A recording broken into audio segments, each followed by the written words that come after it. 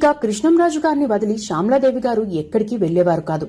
అందుకు కారణం కృష్ణంరాజు గారిని, ఆ కుటుంబాన్ని బాగా చూసుకోవాలనే ఉద్దేశంతోనే శ్యామలాదేవి గారు అలా చేసేవారు. పిల్లలకు కూడా ముందుగా మీరు ఇష్టమైన రంగాలే ఎంచుకున్నారు కాబట్టి మీ టాలెంట్ ఏంటో నిరూపించుకోవాలి, బ్యాక్గ్రౌండ్ గురించి చెప్పాల్సిన అవసరం, సిచ్యుయేషన్ రాకూడదని చెప్పేవారట.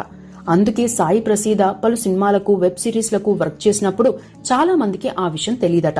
రాధేశ్యామ్ సినిమాని ప్రొడ్యూస్ చేస్తున్నప్పుడే సాయి ప్రసీద కృష్ణంరాజు గారి కుమార్తె అని తెలిసిందని చెప్తారు. దేవుణ్ణి నమ్మడంతో పాటు ఎదుటి వారికి మంచి చేయడంతో మంచి జరుగుతుందని నమ్ముతారు శ్యామలాదేవి గారు.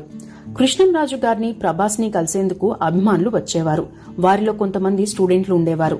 వారిని ప్రత్యేకంగా పిలిపించి, మీరు మీ స్టడీని వదిలేసి కృష్ణంరాజు గారిని, ప్రభాస్ ని చూసేందుకు వచ్చారు. మీ అభిమానం గొప్పదే. అయితే మీరు స్టడీస్ ని నెగ్లెక్ట్ చేస్తే కృష్ణంరాజు గారికి, ప్రభాస్ కు ఇష్టం ఉండదు. మీరు బాగుంటేనే మేం బాగుంటాం. మీరు బాగా చదివి ఎగ్జామ్